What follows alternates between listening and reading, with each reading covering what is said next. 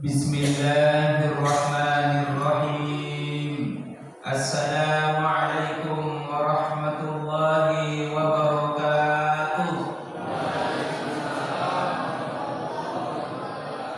Alhamdulillah. Alhamdulillahilladzi amarna bil ittihad wal i'tisam bihablillahil matin.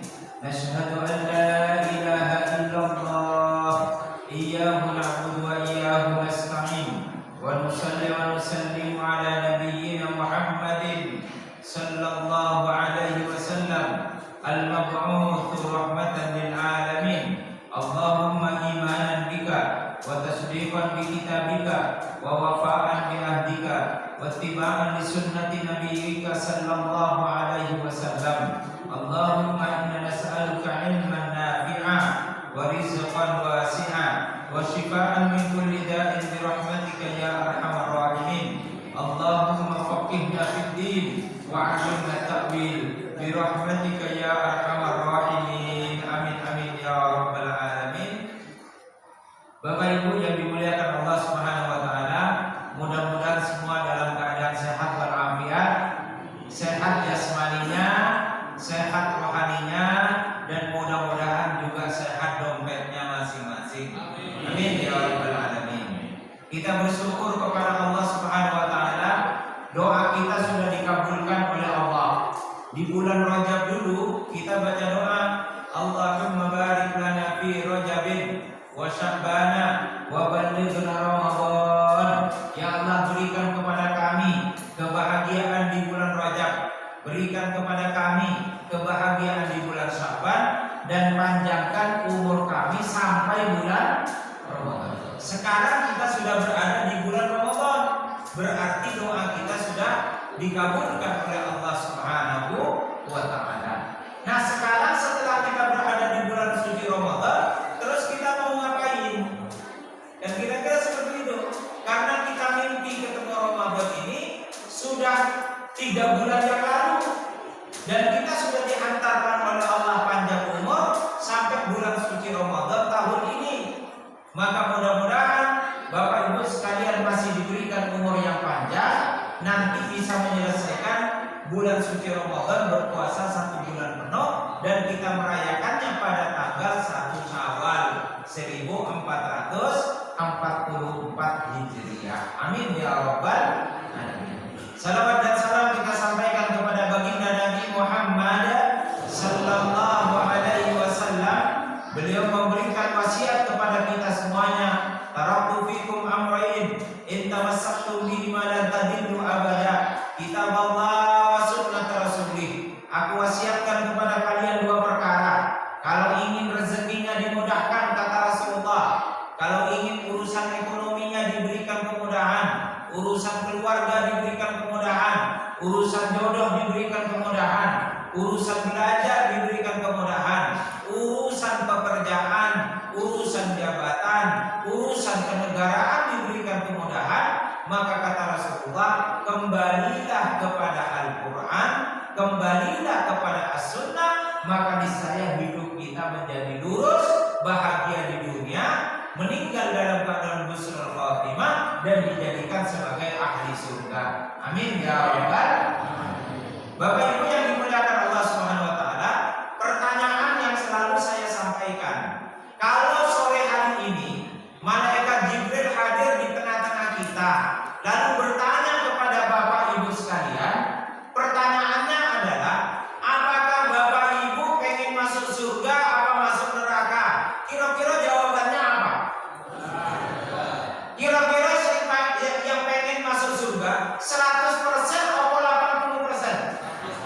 100%. Berarti kita sepakat, saya ingin menjadi ahli surga, bapak-bapak pengen menjadi ahli surga, ibu-ibu pengen menjadi ahli surga. Itu catat di hati yang paling dalam. Yu'tan nasu biqadri niyatihim. Kalau orang berniat menjadi ahli surga, maka oleh Allah dia akan dikasih surga. Yang penting apa? Dikuatkan niat di dalam hati bahwa kita hidup ini ingin menjadi ahli surga. Maka doa sapu jagat kita wa minhum may yaqulu rabbana atina fid dunya hasanah wa fil akhirati hasanah wa qina adzabannar. Apa artinya hasanah? Hasanah itu artinya surga. Surga di dunia dan surga nanti di akhirat. Apa intisari dari surga? Bahagia. Bahasanya hadis Nabi namanya sa'adah. Bahasanya Al-Quran namanya busyra. Itu surga. Jadi surga itu intinya bahagia. Jadi kalau bapak-bapak punya istri bahagia, berarti istri itu adalah surga. Kalau ibu-ibu punya suami, karena sebab ibu-ibu punya suami seperti yang sekarang itu, dan kemudian ibu-ibu bahagia, berarti suaminya itu surga. Kalau kita punya anak-anak keturunan yang menjadi sebab bapak ibunya bahagia, berarti anak itu anak surga. Nah sekarang saya tanya ibu-ibu, jenengan punya suami yang sekarang ini bahagia apa enggak, Bu? Enggak jawab. Bahagia apa enggak? Loh beneran ini? Kalau bahagia berarti suaminya suami yang soleh. Jadi bapak-bapak ini jadi suami yang soleh karena istrinya merasa nyaman bahagia di samping jenengan. Kalau sampai istrinya merasa tidak nyaman, merasa tidak bahagia, patut dipertanyakan, patut diduga bahwa suaminya bukan suami yang soleh. Maka saya tanya ibu-ibu, jenengan bahagia nggak punya suami yang sekarang? Kalau besok masuk surga, oleh Allah disuruh pilih, pengen laki-laki yang seperti apa boleh?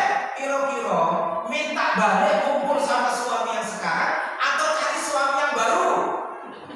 Bu, kalau bapak-bapak besok masuk surga, pengen hidup balik dengan istri yang sekarang atau cari bidadari? Kira-kira cari bidadari atau cari yang sekarang? Wah bahaya ini, Bu. Rata-rata 65% menyampaikan cari bidadari. Jadi rupanya ada banyak istri di sini bukan istri yang soleha. Apa sebabnya? Suaminya tidak bahagia. Buktinya apa? Nanti nih masuk surga pengen ganti istri. Bener nggak Pak? Tenanan ini?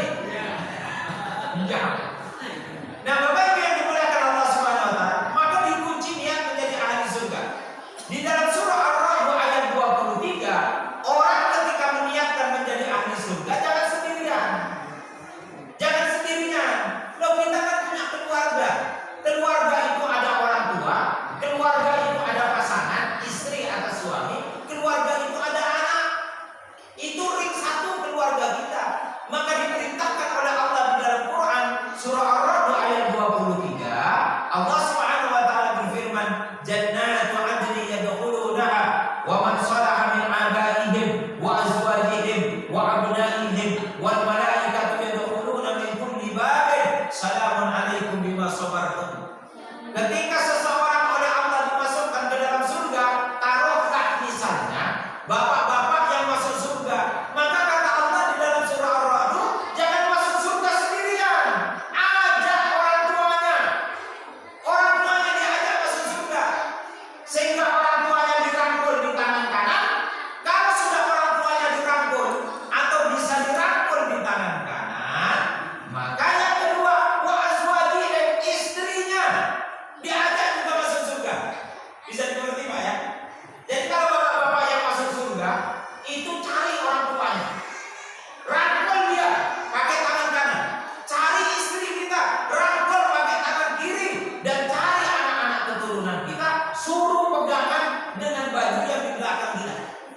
Sehingga di padang mahsyar itu ada orang berjalan, di tangan kanannya itu ayahanda dan ibunya, di tangan kiri itu adalah istrinya, di belakangnya anak-anak keturunannya, rombongan dia jalan. Kalau ada satu keluarga semuanya ahli surga, di padang mahsyar mereka berdampingan, anaknya di belakang mengikuti kedua orang tuanya, wal malaikatu yadkhuluna min kulli babin, pintu surga dibuka oleh para malaikat, lalu malaikat maju untuk menjemput keluarga yang semuanya ahli surga, lalu malaikat mengatakan selamun, selamat datang, selamat datang, selamat datang, selamat berbahagia, kalian satu keluarga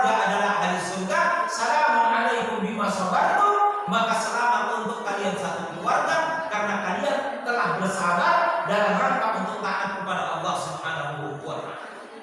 Saya sekarang tanya, Dek, adik-adik yang suka sholat jamaah ke masjid, bapak apa ibu? Dek, enggak saya tanya bapak ibu, adik yang rajin sholat berjamaah itu bapak apa ibu? Bapak.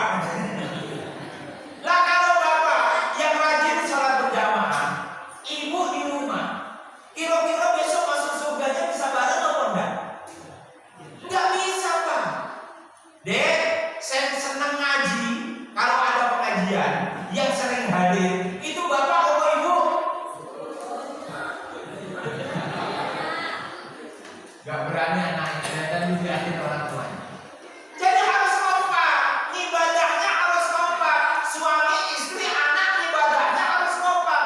Biar besok di padang pasar bisa gandengan.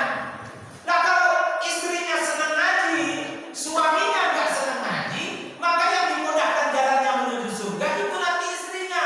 Suaminya kececer di belakang, gak bisa digandeng. Padahal perintahnya Quran, kalau pengen menjadi ahli surga jangan sendiri, tapi jadikan satu keluarga itu. Di situ ada orang tua, di situ ada bapak, di situ ada ibu, di situ ada anak. Pastikan semuanya ahli surga. Bisa dipahami ya? Kalau misalnya, ini misalnya alladzina yadunnuna, kalau misalnya bahasa Qur'annya alladzina yadunnuna annahum mulaqu rabbihim wa annahum ilaihi raji'un. Kalau misalnya nanti malam jam 20.00 jenengan menghadap kepada Gusti Allah atau didatangi oleh malaikat maut, kira-kira merasa yakin atau enggak ahli surga? Saya tanya lagi, kalau malaikat turun di tengah-tengah kita bertanya kepada bapak ibu pengen masuk surga atau neraka? Surga 100% bulan. Jam 20.00 malaikat mau datang, bro, udah sampai waktumu. Kira-kira jenengan meninggal itu yakin gak ahli surga? Pak, keinginan 100% pengen masuk surga, keinginan. Tapi keyakinan saya lihat tidak banyak yang jawab. Loh kenapa jenengan tidak bisa yakin bisa menjadi ahli surga? Kenapa Pak?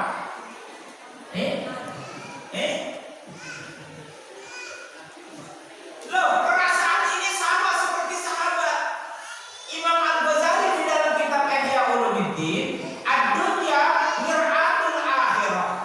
Dunia ini dari cermin hidup kita nanti di akhirat. Bapak-bapak ganteng atau enggak ganteng? Bapak-bapak ganteng atau enggak? Tadi bercermin enggak di rumah?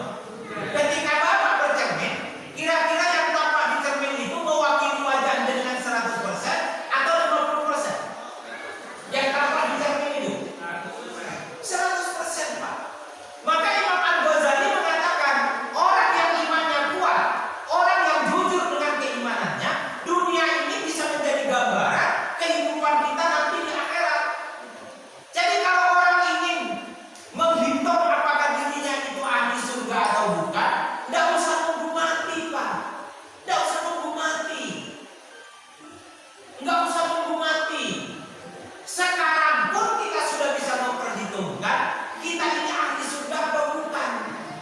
Maka saya tanya kepada Bapak Ibu sekalian, jenengan kalau nanti jam 20.00 jam 8 malam habis sholat tarawih, jenengan pulang habis sholat tarawih ke rumah, badan rasanya kesel-kesel, terus jenengan leye-leye, pas leye-leye malaikat maut datang, bro, udah sampai waktumu, lalu terus diambil, jenengan leye-leye, tak tahunya terus bablas.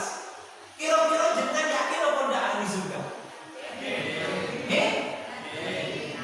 Wis naik 45%. Nanti dia 100% tak tutup pengajiannya. Selesai.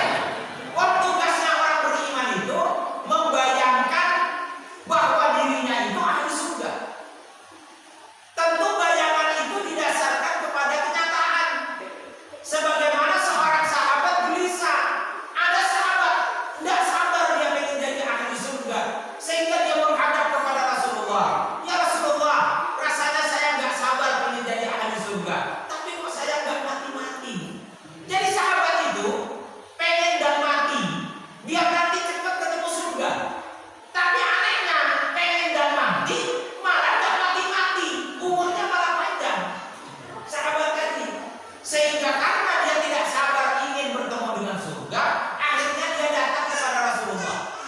Ya Rasulullah, idza shallaitul maktubah wa la azidu syai'an wa idza sumtu ramadhana wa la azidu syai'an wa ahlaltul halal wa harramtul haram a'adkhulul jannah. Ya Rasulullah, kalau saya kerjakan 4 perkara, apakah boleh saya merasa yakin bahwa saya ini ahli surga? Belum mati loh Pak, sudah meminta keyakinan apakah dirinya ahli surga atau bukan. Sebagaimana tadi bapak-bapak ibu-ibu saya tanya, kalau nanti jam 20.00 malaikat mau datang, kira-kira bapak-bapak ibu-ibu merasa yakin apa enggak ahli surga? Tadi saya jawab 40-45%, belum separuhnya. Nah sekarang mari kita lihat apa perkara itu. Sahabat merinci. 1, kata sahabat tadi, idza shallaitul maktubat, kalau saya jaga sholat 5 waktu, tidak saya tambah dengan sunnah-sunnahnya, qobliyah dan ba'diyahnya, atau sholat tahajudnya, atau sholat doanya, boleh enggak? Kata sahabat tadi, saya merasa yakin saya ahli surga. Jadi sahabat ini, Bapak Ibu sekalian, kalau sholat subuh nunggu iqamah, ada enggak di antara Bapak Ibu? Biasanya yang dekat rumahnya dengan masjid. Kalau yang jauh-jauh itu biasanya malah duluan datangnya ke masjid. Yang dekat dengan masjid biasanya Allahu Akbar, Allahu Akbar. Istrinya baru bilang, Pak udah komat, baru berangkat. Kalau masih ada, Pak udah ada, saya nunggu komat.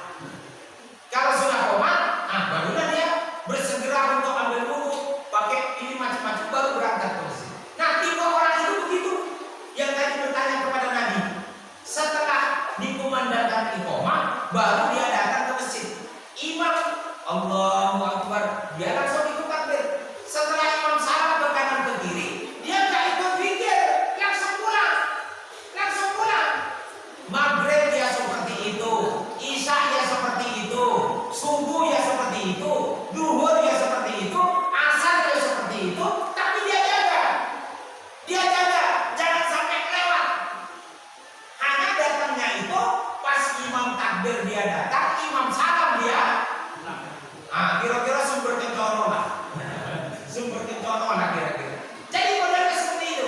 Lalu sahabat itu tanya kepada Nabi, ya Rasulullah, kalau saya sholatnya seperti itu, boleh nggak saya yakin saya ahli surga? Apa kata Nabi? Naam, iya, kamu boleh yakin. Sehingga kalau Bapak Ibu jaga saja sholat 5 waktu, kita sudah boleh yakin kita ini ahli surga. Itu syarat pertama. Kira-kira sesuai dengan kriteria pertama, kira-kira Bapak Ibu merasa yakin apa enggak ahli surga? Alhamdulillah, wis mulai mayoritas. Yang kedua, idza sumtu Ramadan wa la azidu syai'an. Kalau saya berpuasa Ramadan 30 hari, enggak saya tambah puasa sunnah, Senin Kamis, Ayyamul Bid, puasa Daud, puasa Arafah, puasa Asyura, tidak saya jalankan. Saya hanya jaga puasa Ramadan saja. Boleh enggak saya yakin saya ahli surga? Kata Nabi, naam, iya. Itu yang kedua.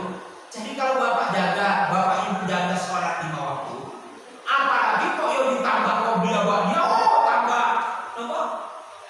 bagus, tambah toker masuk surganya. Lalu yang kedua puasa Ramadan yang sekarang kita jalankan.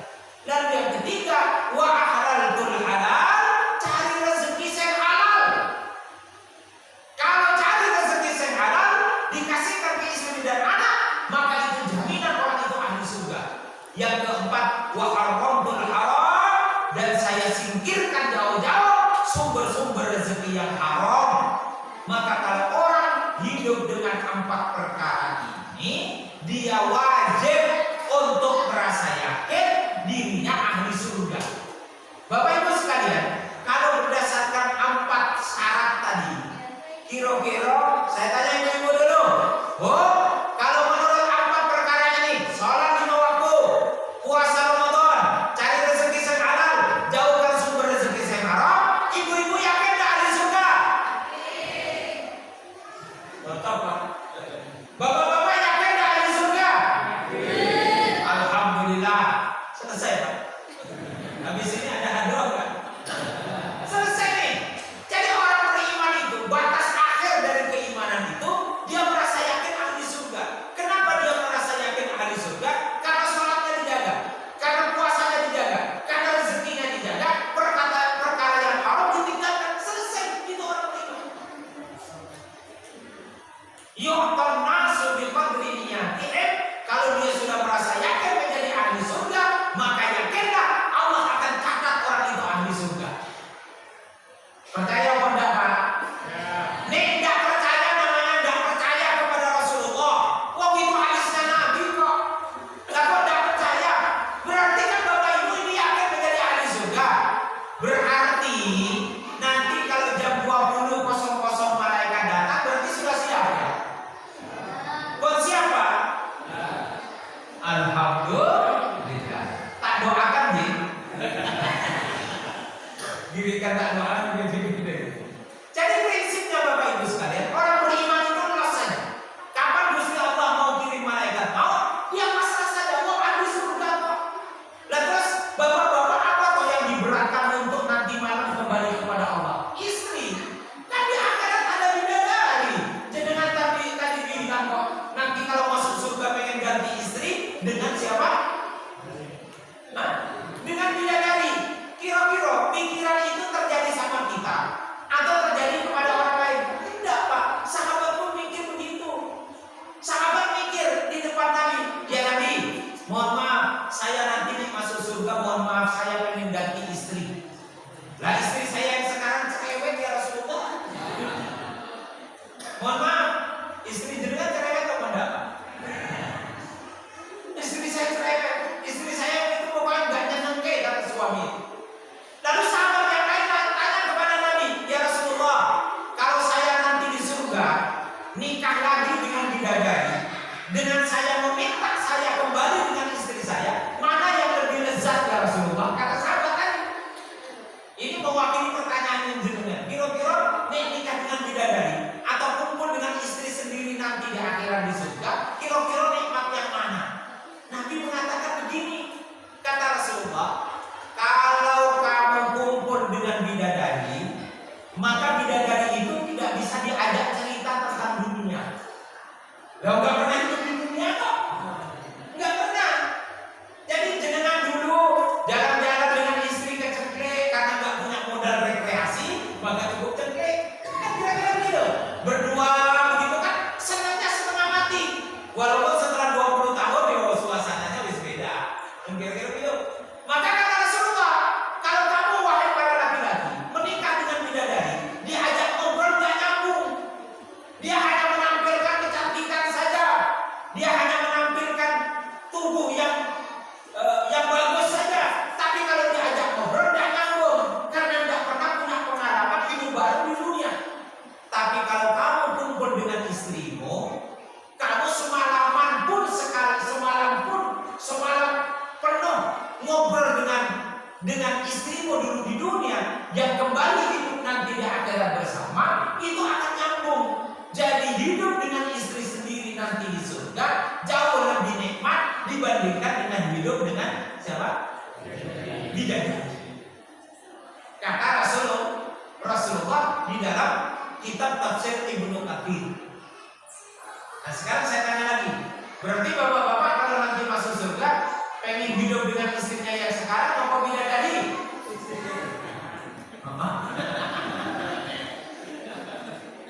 Lah kenapa? Karena ketika suami-suami yang soleh, istri-istri yang solehah, dua-duanya ahli surga, lalu si suami berdoa kepada Allah, ya Allah hidupkan saya kembali dengan istri saya ya Allah. Maka istri jenengan didatangkan kepada jenengan, semua yang jadi keluhan tentang istri itu dibagi-bagikan. Bapak-bapak punya keluhan nggak tentang istri? Nih, yang benar Pak. Istrinya cerewet, besok di akhirat istri yang datang ke jenengan, wajahnya seperti istri yang di bumi, tapi sudah nggak cerewet Pak. Sudah nggak cerewet, sudah bisa dikendalikan dengan baik. Kalau dulu istrinya di dunia, mohon maaf Pak,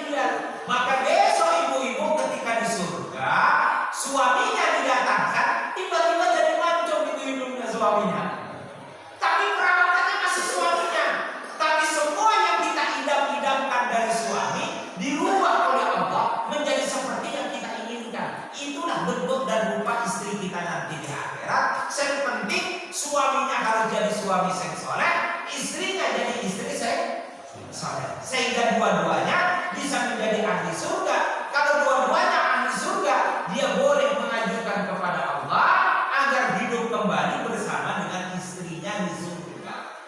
Nanti oleh Allah dibangunkan rumah. Rumahnya mau seperti yang sekarang atau berbeda? Allah berfirman di dalam Al-Quran. Begini kata Allah di dalam Al-Quran. Wa'adallahu al-mu'minina wal-mu'minat jannati adni wa masakin thayyibatan fi jannati adn. Allah sudah menyiapkan bagi orang yang beriman, laki-laki dan perempuan, apa yang disiapkan oleh Allah? Satu, surga. Yang kedua, di dalam surga itu Allah sudah bangunkan satu rumah untuk orang yang beriman, rumah yang baik, rumah sesuai yang kita inginkan.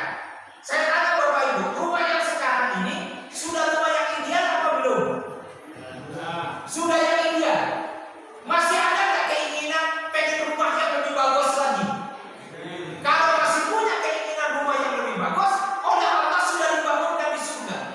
Dan rumah itu sekarang sudah jadi. Maka dia menggunakan lafaz wa'ada.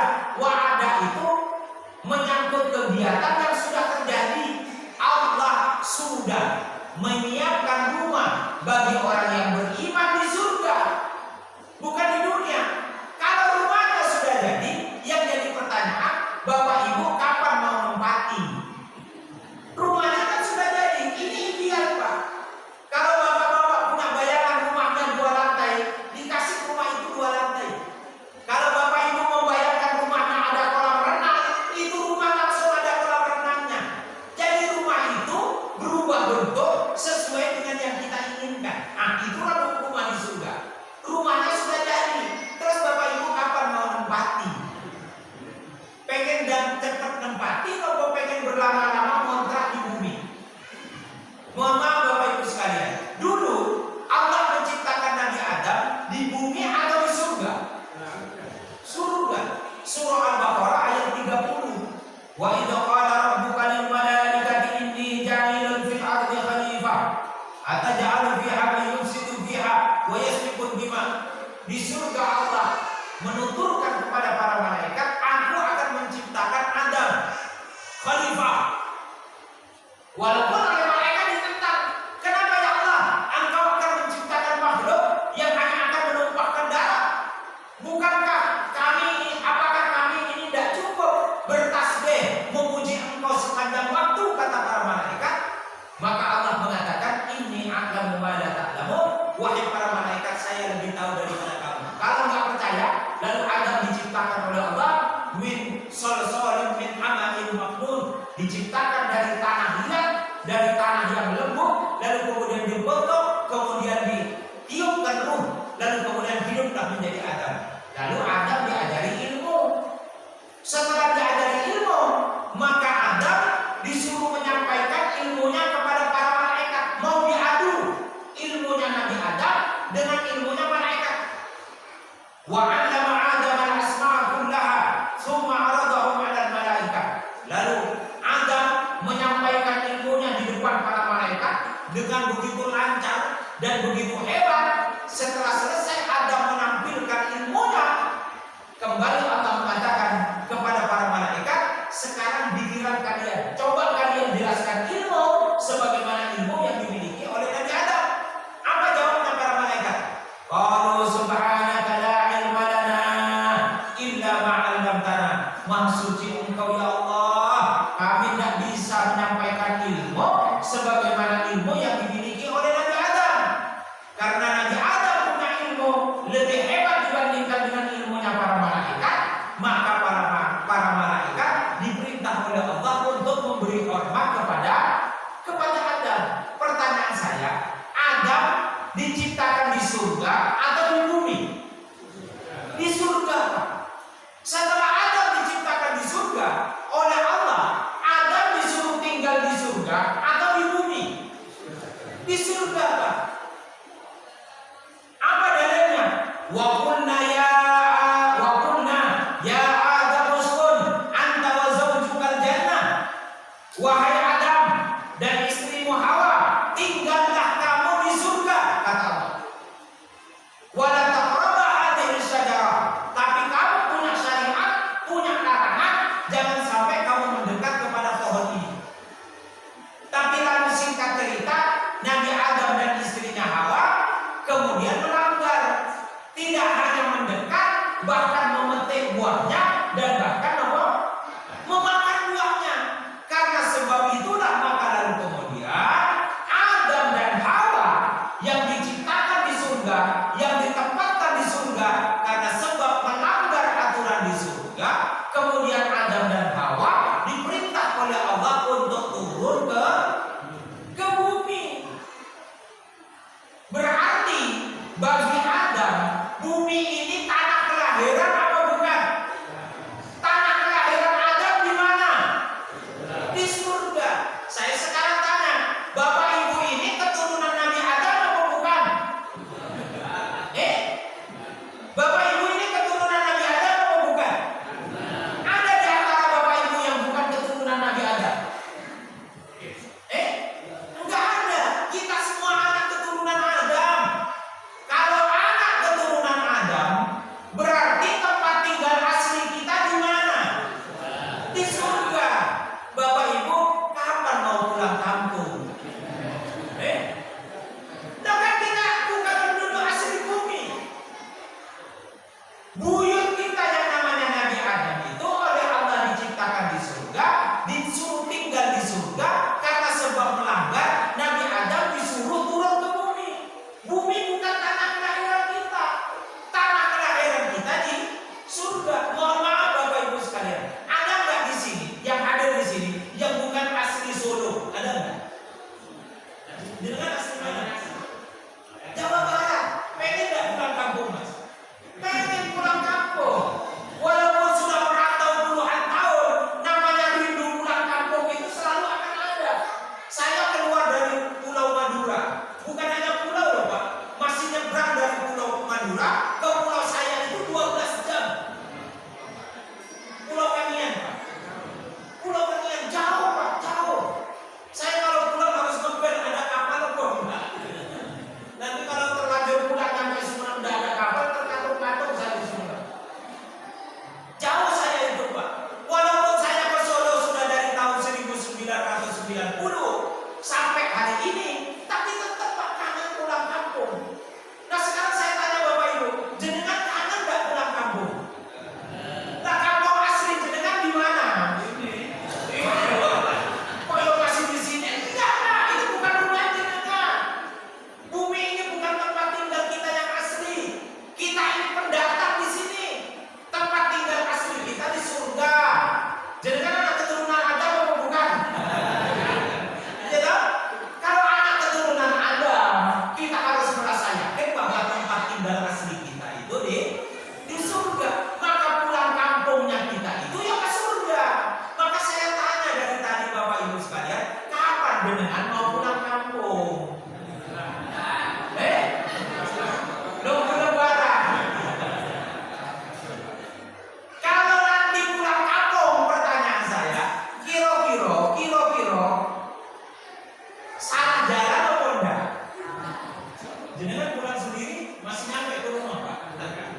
Masih nyampe. Alhamdulillah. Yang patut kita takutkan pada waktunya di mana kita pulang kampung, tak taunya kita udah bingung. Lah kok wis ini? Terus rumahku sudah mana? Tak taunya nggak nyampe ke tempat tinggal aslinya. Kalau nggak nyampe ke tempat tinggal aslinya yang namanya surga, kira-kira nyampenya kemana? Ya ke neraka Pak. Maka jangan sampai nyampenya ke neraka. Karena di surga itu kalau nggak ke surga, ya ke neraka. Lah kalau jenengan salah arah, ya nanti nyampenya ke neraka.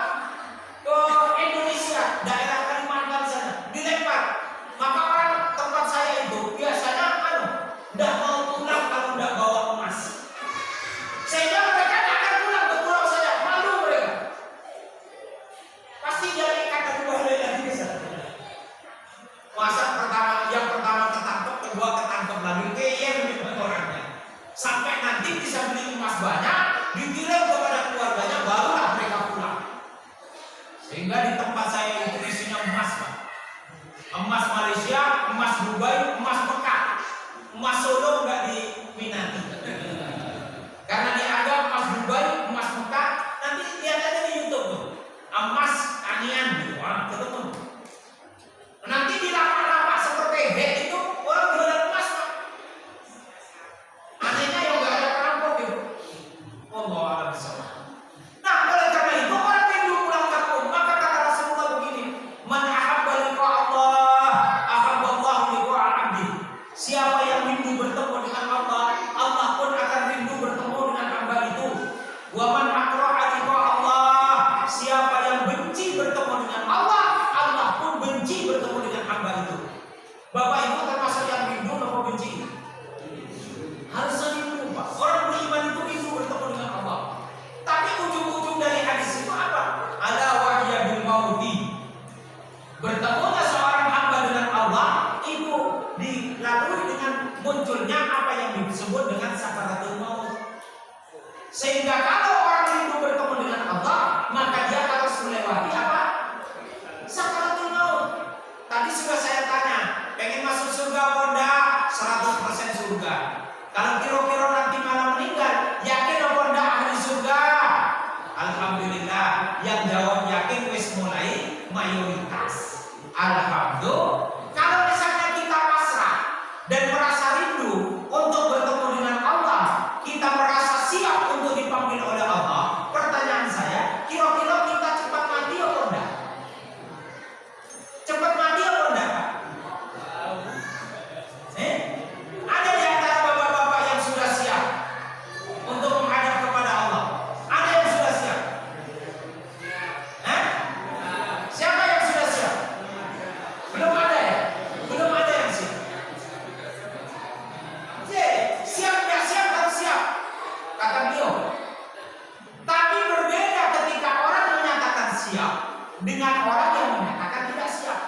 Ketika orang menyatakan tidak siap, tetapi tanpa pemberitahuan terlebih dahulu, malaikat maut mengambilnya, dia pasti menderita. Tapi ketika orang sudah menyiapkan dirinya kapanpun dipanggil oleh Allah, dia sudah siap. Ketika malaikat maut datang, maka sakaratul maut itu menjadi ringan dan indah bagi dia karena dia sudah siap. Bisa dipahami ya?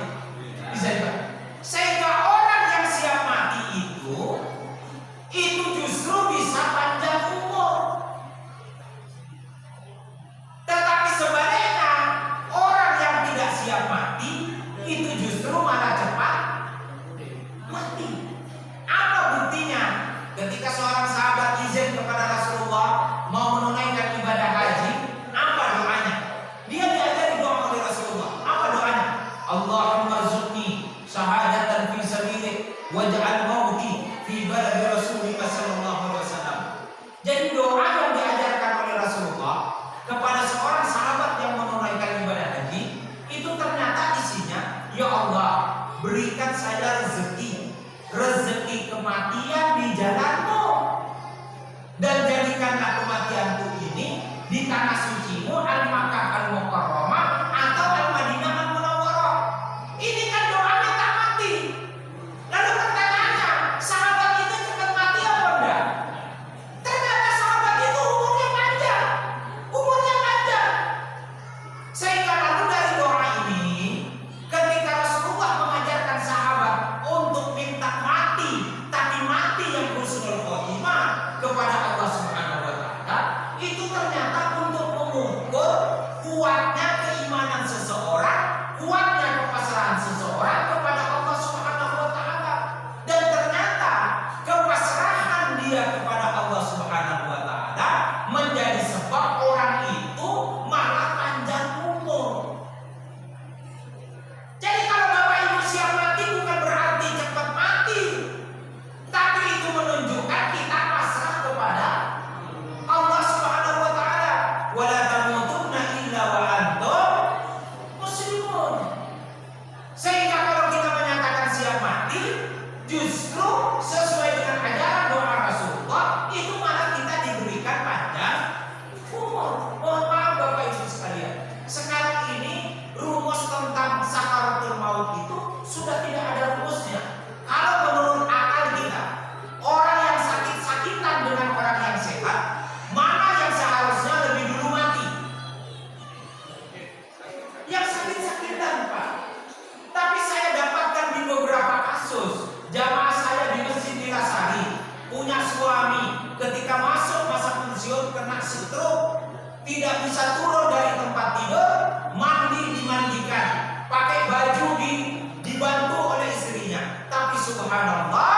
si bapak ini dianugerahi seorang istri yang sepanjang hidupnya tidak pernah sakit, jarang sakit. Jadi tidak pernah ibu ini sakit sampai beliau tidak bisa sholat berjamaah ke masjid. Tapi setelah hari Selasa malam saya mengisi pengajian tafsir, tiba-tiba ada seorang jamaah mengabarkan kepada saya bahwa si jamaah, si ibu tadi yang merawat suaminya dengan penuh kesetiaan itu ternyata oleh Allah dipanggil terlebih dahulu, tidak pakai sakit tapi mendadak. Sehingga semua jamaah masjid terkejut karena semua orang di masjid itu membayangkan seharusnya kalau di antara keduanya ada yang meninggal dunia, seharusnya lebih dulu suaminya. Kok suaminya sudah bertahun-tahun stroke? Lah kok justru malah yang meninggal siapa? Istrinya. Saya punya paman di Madura. Paman saya itu dulu kepala pelabuhan Sah Bandar. Badannya namanya Sah Bandar, orang paling gagah Sah Pelabuhan. Tidak ada yang berani. Baru melihat wajahnya saja, kumisnya itu Pak ini tebel lagi dia. Di Blitar, orang Sah Bandar gede orangnya. Nah, ketika beliau masuk pensiun kena stroke komplikasi. Tetapi lebih mending dari yang tadi saya ceritakan. Beliau masih bisa berjalan, tapi jalannya itu dikit-dikit tadi jalannya. Tetapi dianugerahi oleh Allah, istrinya yang nama saya ambilnya Bibi Juan. Bibi itu adik dari istri. Kalau di sini namanya Pak Lek, Bule ya, Bule. Nah, tempat saya namanya Bibi. Ya, kalau Pak D itu namanya Ube. Nah, bahasa Madura itu Pak ya. Nah, lalu apa yang terjadi? Istrinya sehat, dijual bibi saya itu sehat walafiat. Tapi di waktu habis zuhur tiba-tiba telepon ponakannya, sepupu saya yang lain ditelepon, kamu datang ke rumah, tolong saya dipijit, punggung saya sakit. Akhirnya baru sempat karena sepupu saya itu polisi penjara masih bertugas, habis asar baru diparani, dipijit belakang dan merasa enak, seger. Setelah ditinggal pulang, tak taunya habis sisa sudah nggak ada. Jadi lebih dulu siapa? Istrinya. Dan memang itulah takdir Allah. 2 hari kemudian baru suaminya. Suaminya baru nyusul setelah 2 hari. Bibi saya itu dikuburkan. Baru suaminya nyusul 2 hari kemudian meninggal juga. Tapi maksud saya, orang punya pikiran seharusnya yang sakit-sakitan duluan mati daripada yang sehat. Tetapi rumus tentang sakaratul maut sekarang sudah berbeda. Jadi yang sehat tidak usah sombong. Ada di antara bapak ibu jarang-jarang sakit, sehat terus. Ada nggak? Hati-hati. Adik sehat. Hati-hati Pak. Kalau jenengan tidak pernah sakit sehat terus, hati-hati. Sekali sakit langsung. Hati-hati. Maka jadi orang sehat tidak perlu sombong. Lalu kemudian ketantang-ketenteng ngomong di rumah, ya hidup itu seperti aku ini loh, udah pernah sakit. Sekali sakit tak tahu ini langsung belum. Tidak ada. Yang sakit tidak perlu berputus asa. Karena bisa jadi yang sakit-sakitan itu malah umurnya ada di sini yang suka asam uratnya naik. Oh banyak. Berarti kita satu mantap ya. Saya juga asam uratan ini. Jadi tidak apa-apa Pak, sakit ya sudah obati saja, disyukuri saja. Waktunya sholat. Karena sakit yang dirasakan oleh kita itu dalam rangka untuk menghilangkan dosa-dosa kita. Nah, Bapak Ibu yang dimuliakan oleh Allah Subhanahu wa taala, maka karena kita semuanya sudah meyakini ingin menjadi ahli surga, maka bulan suci Ramadan ini menjadi sangat penting. Rasulullah bersabda, "Idza dakhala Ramadhanu futihat abwabul jannah wa ghulliqat abwabun nar wa sulsilatis syayatin." Pada bulan Ramadan ini pintu surga dibuka lebar-lebar. Pintu surga dibuka lebar-lebar. Walaupun pintu surga dibuka lebar-lebar, kita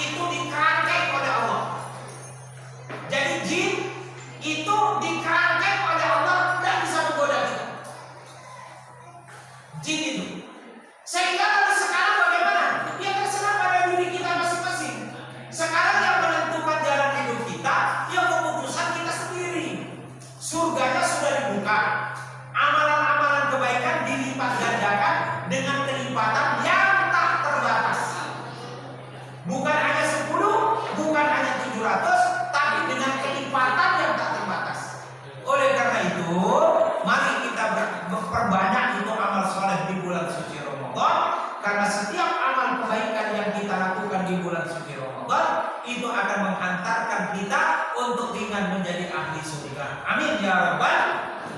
Apa contohnya? Mohon maaf Bapak Ibu sekalian. Kira-kira di majelis ini yang duluan masuk surga nanti siapa? Atau begini saja. Pahala puasa yang paling besar di antara kita kira-kira siapa? Nabi bersabda begini, man fattoroso iman kana lahu mithlu ajrihi wala yanqusu min ajri shaimin sayyi'an. Jadi kata Nabi begini, atau secara singkat saya ingin mengatakan, yang paling banyak pahalanya itu adalah orang yang sekarang menyiapkan teh sama kolak. Saya nyiapin kolak sama teh ini akan dapat pahala dari semua orang yang sekarang akan membatalkan puasa dengan teh dan kolak ini. Coba sekarang di masjid ini ada berapa orang yang hadir? Ada 50? Lebih? Kira-kira 100 ya? Maka 100 orang yang berpuasa ini kata Rasulullah dapat pahala 100%. Tapi pahala 100% itu akan mengalir kepada orang yang ngasih takjil. Padahal yang ngasih takjil nggak jelas tuh, nggak ada fotonya di situ, nggak ditulis namanya. Sementara kita yang gagah-gagah seperti ini, yang lapar-lapar seperti ini, dapat pahala hanya 1 saja pahala puasa kita. Tapi yang nyiapin takjil, dia menjadi kolektor pahala dari 100 jamaah yang hadir pada sore hari ini, semua pahalanya mengalir kepada orang itu yang nyiapin teh sama kolak ini. Sehingga kalau Bapak Ibu pengen mendapatkan pahala lebih daripada 30 hari, sederhana Bu. Besok pagi dengan pergi ke pasar, beli pisang satu, jangan satu tutun ya, satu lirang saja. 1 lirang isinya berapa biji Bu? Masa 10? 20, kira-kira ya 20, 16 sampai 20. Cukup besok pagi jenengan pergi ke pasar, beli pisang 1 lirang, isinya 20 biji, sore-sore bawa ke masjid. Di masjid ada nggak yang buka puasa bersama? Ada. Nanti pisang itu saya yakin 1 orang minimal ambil 1.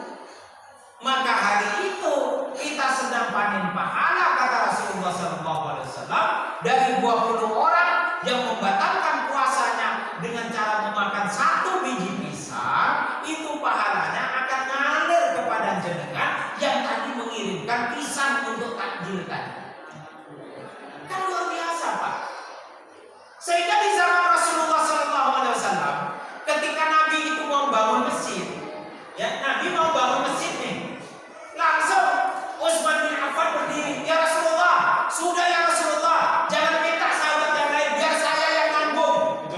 Oh, Utsman orang kaya raya, lalu terus apa kata para sahabat? Anak Utsman, Nabi Utsman. Karena memang Utsman itu kaya, tapi Utsman itu senang nyanyong dia. Kalau bangun masjid, sahabat tidak usah nyumbang, biar saya yang biayanya. Itu Utsman bin Affan. Lalu apa kata Nabi? Kata Rasulullah, Utsman, kamu mundur dulu. Utsman, kamu mundur dulu. Jangan kamu terus. Kamu itu mau monopoli pahala. Utsman mundur dulu. Biarkan sahabat yang lain dulu yang bantu. Nanti kalau ada yang kurang baru kamu yang melunasi, yang mencukupi. Jadi sampai Nabi itu seperti itu. Sehingga Bapak Ibu sekalian, kalau besok masih diberikan panjang umur, izin kepada ketua takmir, Pak, saya besok mau kirim 1 pisang, 1 lirang pisang. Pak, saya besok mau kirim kurma. Tenang aja Bu, jenengan beli 1 kilo, jenengan plastiki kecil-kecil jumlahnya 3 biji, itu sudah jadi pahala puasa dari orang-orang yang bertakjil dengan kurma itu. Bisa dipahami ya? Nah, oleh karena itu, salah satu di antara amalan ahli surga, kan tadi 100% pengen jadi ahli surga. Sekarang saya kasih amalan yang praktis. Ahli surga itu ciri-cirinya kata Rasulullah, di luar yang tadi sudah panjang lebar saya jelaskan.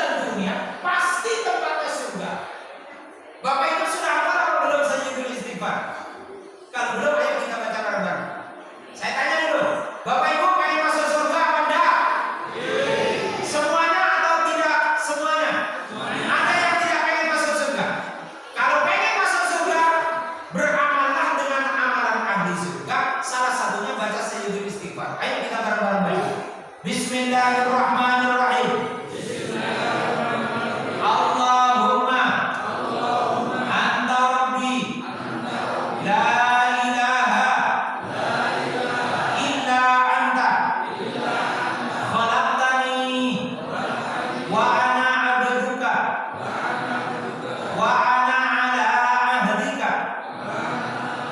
wa wa'dika mastata'tu a'udzu bika min syarri ma sana'tu abu'u laka bi ni'matika alayya wa abu'u bi dambi faghfirli fa innahu la yaghfiru ad-dunuba illa anta. Bapak Ibu pengen masuk surga apa enggak? Kalau pengen, hafalkan Sayyidul Istighfar.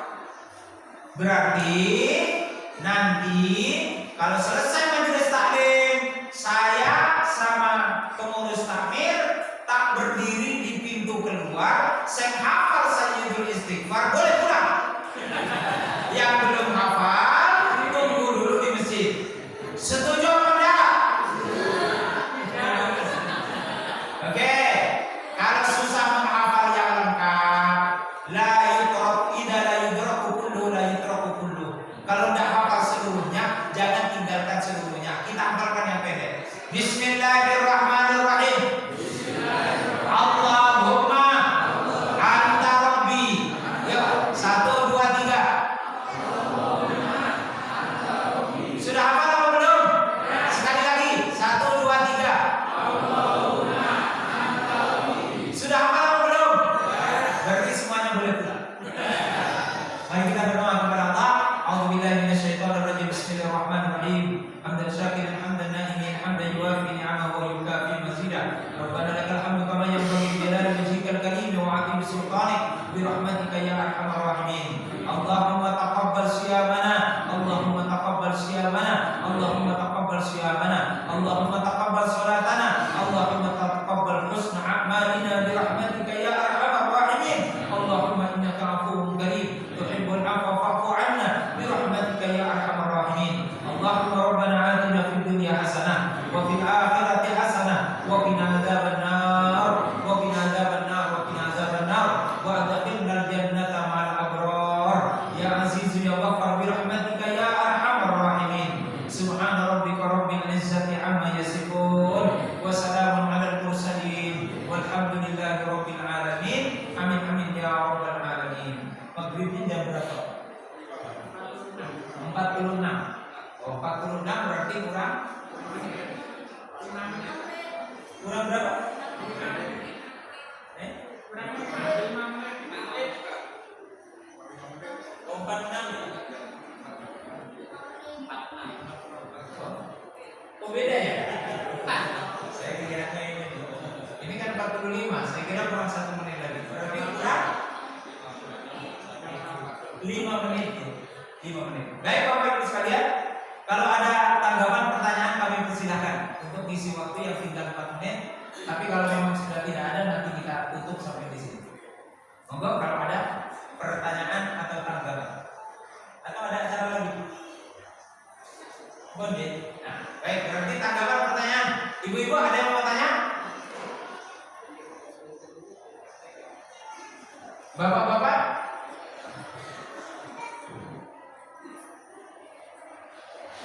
Ada? Bapak-bapak? Ya, barakallahu. Assalamualaikum warahmatullahi wabarakatuh. Waalaikumsalam. Dulu saya juga pernah jadi seperti itu Pak. Jadi karena takut batal, jadi pada saat itu kita nggak berumur ini bagaimana? Kalau wudhu Tidak Itu pernah melakukan yang seperti itu. jadi berkumur dan membasuh hidung itu bagian dari sunnah wudhu. Sunnah wudhu. Sehingga kalaupun tidak dilaksanakan dalam rangka untuk menjaga jangan sampai ada air yang nyelonong masuk, itu tidak ada masalah. Bisa dipahami ya? Ya. Jadi membasuh tangan, muka, gitu, sebagian dari rambut, lalu kemudian kaki, itu yang jadi kewajiban wudhu. Sementara mencuci mulut, mencuci istinsyak, mencuci hidung itu bagian dari sunnah wudhu. Kalau Bapak Ibu khawatir dengan berwudhu memasukkan air ke mulut atau ke hidung khawatir masuk ke dalam, tinggalkan saja. Itu namanya saddud dzari'ah. Memilih suatu perbuatan untuk menghindarkan sesuatu yang lebih buruk. Nah, itu namanya saddud dzari'ah. Yaitu sunnah. Tapi kalau itu dikhawatirkan bisa membatalkan wudu karena air bisa masuk ke dalam perut, karena kita ini mungkin kalau berwudu umur sok kadang nggak bisa jaga, sok masuk, amin tinggalkan saja.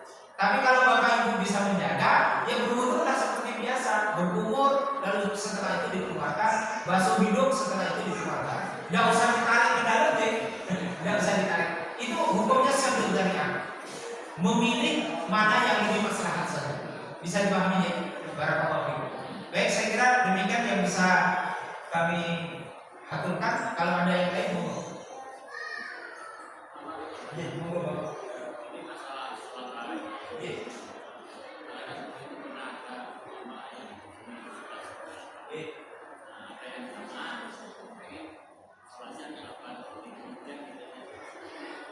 Witirnya di rumah.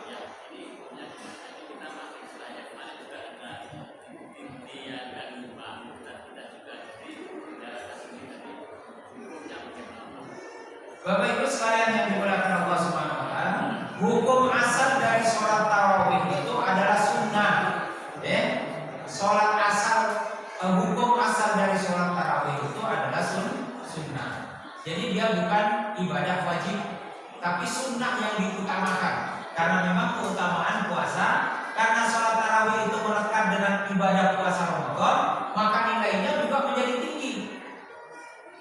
Nah, Rasulullah sendiri mempraktekkan sholat tarawih secara berjamaah itu hanya 3 hari saja. Setelah itu Rasulullah mempersilahkan sahabat sholat berjamaah, tapi Nabi lalu tidak ikut. Apa dasarnya? Karena Nabi khawatir kalau setiap hari ikut sholat berjamaah, sholat tarawih itu nanti dipandang sebagai ibadah yang wajib. Sehingga kalaupun ada jamaah yang menginginkan sholat tarawih lalu kemudian witirnya di rumah, maka hukumnya boleh. Silahkan saja. Hukumnya boleh. Karena akhir sholat itu, akhir dari sholat itu adalah witir. Cukup ya. Mari kita berdoa. Bismillahirrahmanirrahim.